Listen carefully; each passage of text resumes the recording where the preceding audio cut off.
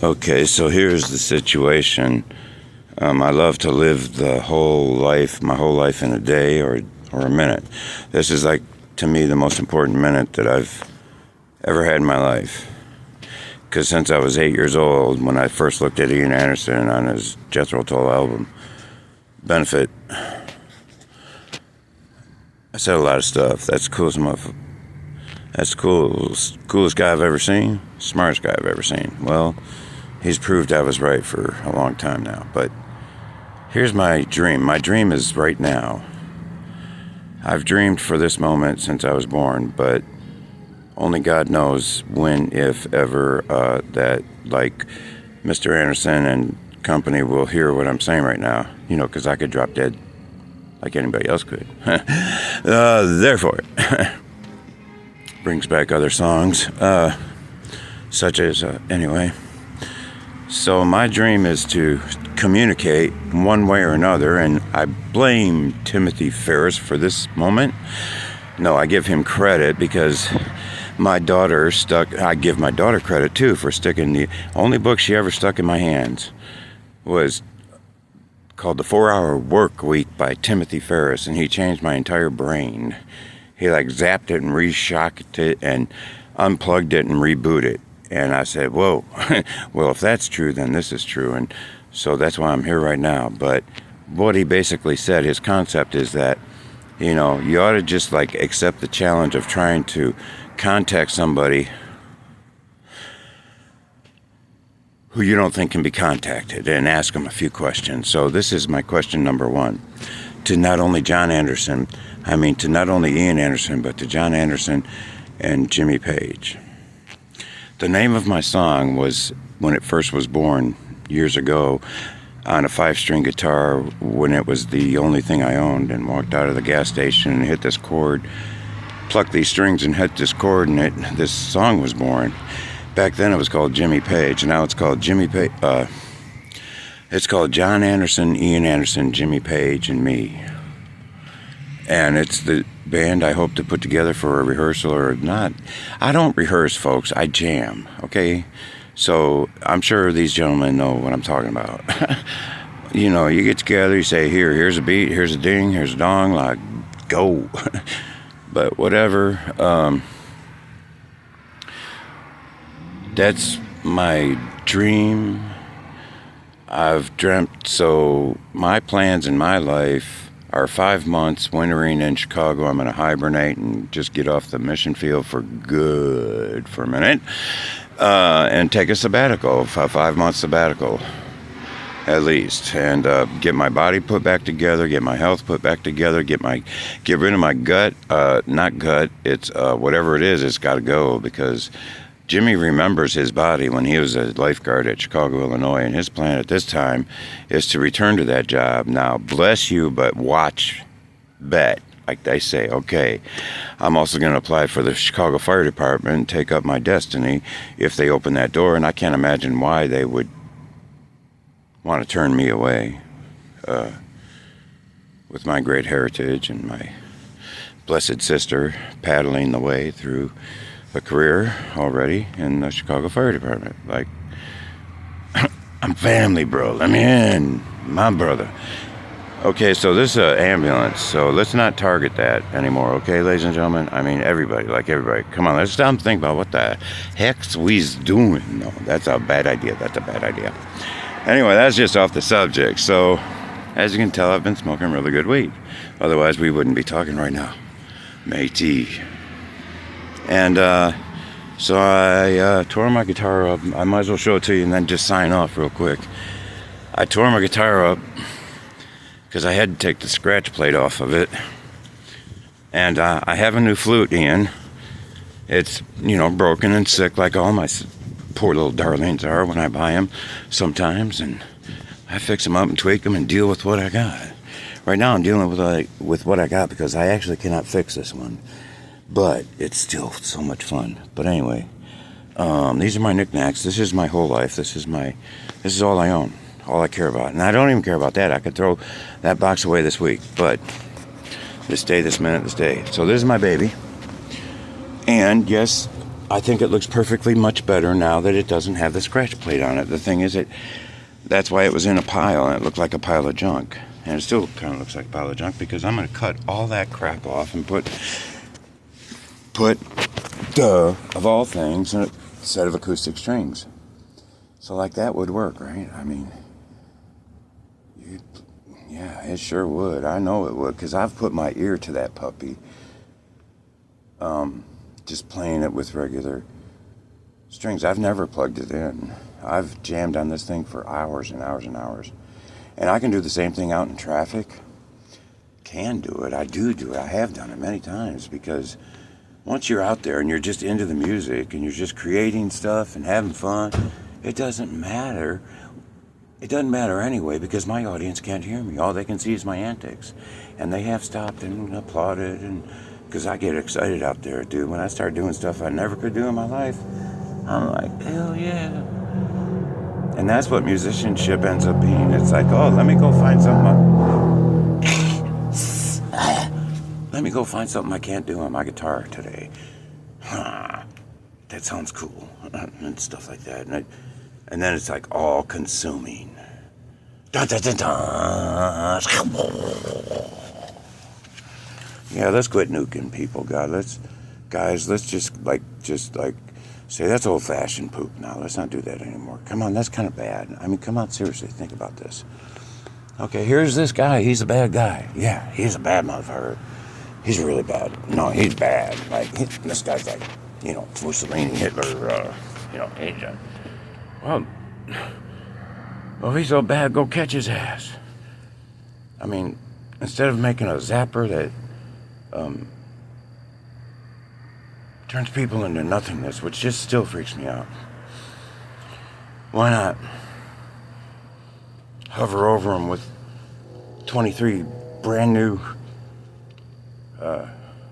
hover machines and squirt them with a net like Spider-Man and catch them real quick or something, and beat him up before we kill him or something. Maybe even ask him if he did it or didn't do it. Or, of course, we're talking about people that, of course, did it, but, like, I don't know, somewhere along the line, you kind of got to wonder, shit, aren't we all, like, 100% totally fucking guilty about everything? And does it really make logical Spock kind of sense? Like, this dude AI, like, I haven't even heard from him. AI, so AI, what do we do with world hunger? What do we do with, violence that is just getting so far out of control? What, how do we stop dictators from being dicks? Whoa, did I say that? Oh, did that come out of my mouth? Yeah, hell yeah, it did. And I do have a plan for that, in case anybody's wondering. It goes like this. Instead of having a standard, like, okay, so the only standard that I know of to qualify as an American is be a citizen. Yeah, I'm a citizen. Be a human. Like, have white skin. I mean, come on, truth be told, whatever. And I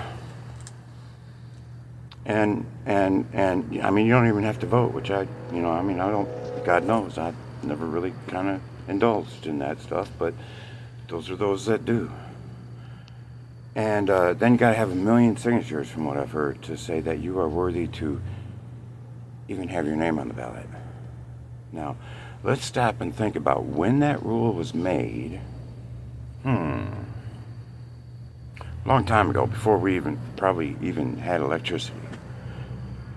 Or whenever it was, we certainly didn't have a telephone where you could have 1 million signatures and probably by 10 different robots in like 3 different seconds. And even if you didn't want to try to cheat, you could just like, hey babe, but 1 million signatures is about as easy as snapping your fingers these days, is what I'm trying to say. So since nobody has any other ideas and nobody even understands or realizes, it seems like to me, that we have a problem there, like, anybody can get up and say, oh, I'm going to be the leader. Anybody. Why do we even do that? Okay, so here's your application, sir. This is my like newfangled idea for the new world order. For all y'all that are afraid of that, I think we just ought to make some sense out of stuff what's going on here. Here's your application, sir. With questions like, you know, Miss America would want to be asked. She would envy the questions like, how do you feel about, you know, blowing people up? Or, what do you think about Hiroshima? How do you feel about Nagasaki? And what do you think about Phnom Penh?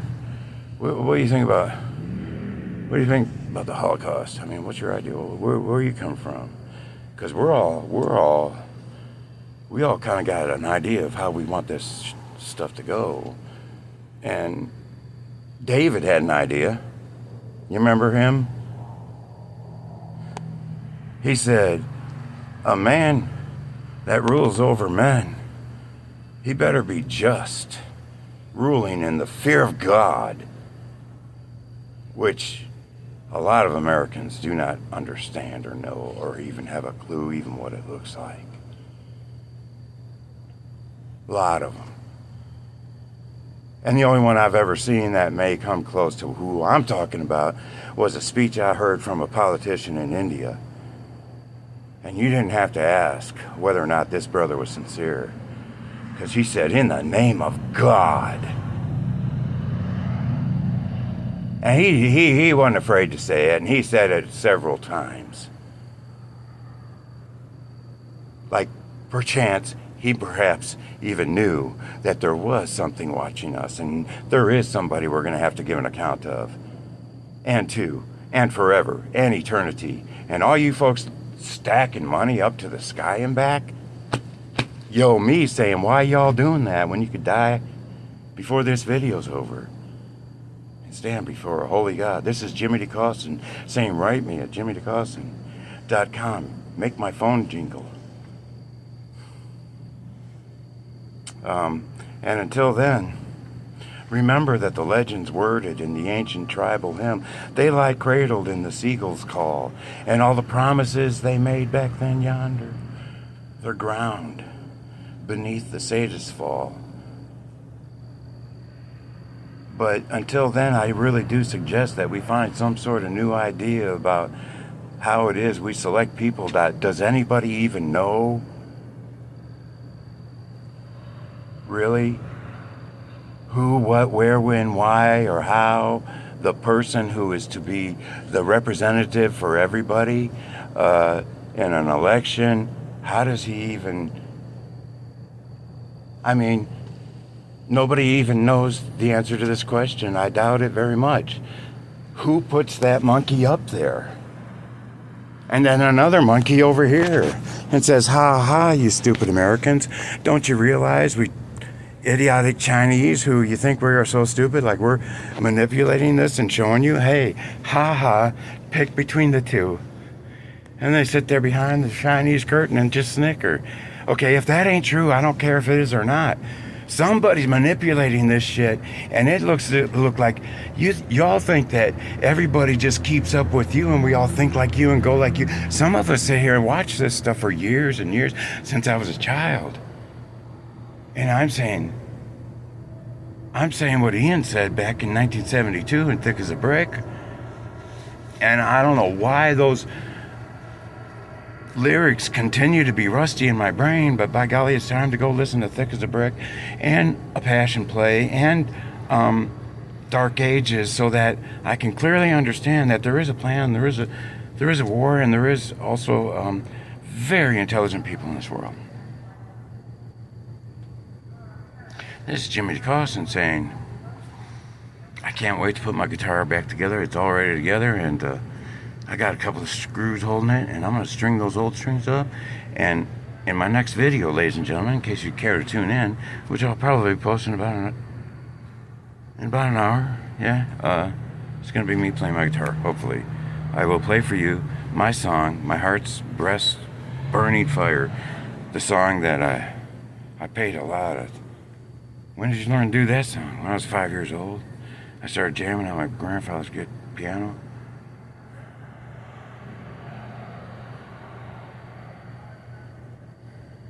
And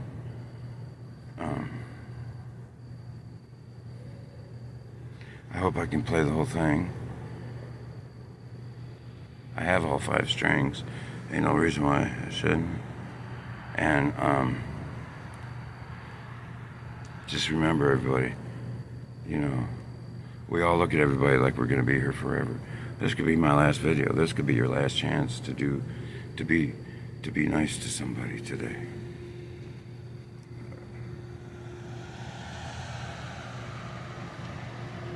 Every time somebody picks up a guitar, it could be their last. Every video a guy shoots could be his last. That's why I like to shoot the hell out of them.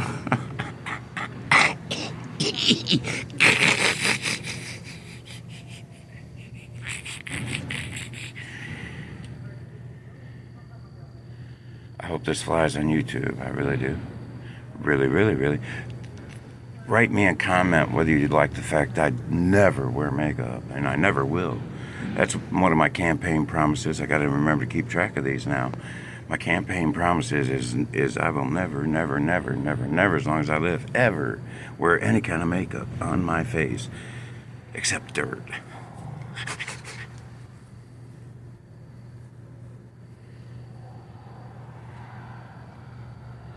Because I just hate anything that masks the truth or the facts or the scientific facts or the medical facts. And the medical world is more amazing. Final update, I'm going to shut up, is this. Tomorrow's the greatest day of my life because finally I'm going to call Cox South and say, please schedule me, please schedule me for a little bit of a hernia operation. And then they're going to say, yes, sir. And I'll say, can you make it a little sooner? Please, pretty please. I'll wash your car for 1.5 years. Just kidding. But that is going to be great. I'm not only going to have 1, but 2 of these lifelong problems. The first one, you want to see it? You want to see it before I go? I'm not going to show it to you because it's not really out. It's playing hide and seek. And that's a good thing, but I'm going to push it the rest of the way in. But anyway, they're going to sew this one up, and this one causes indigestion. This one causes, you know what? As a matter of fact, every time I eat now, I got it so trained. I got it trained like a dog. Like I eat, and then like after I eat, I'll start burping, and I'm like, uh-oh. And I'll get a few more boops out. And I push this little button right here, and I push all that stuff back in, and I stop burping. And if I don't do it, I'll keep burping. Yeah, yeah. Now the other one, on the other hand, I have noticed, like, it's kind of spooky, but like, I just thought it was like 1 area, but it's like kind of like 2 now, and so it's like, yeah, hurry up, go to the doctor. Okay, love you, bye. Or how do you say that to YouTube? I don't know. What am I supposed to say at the end?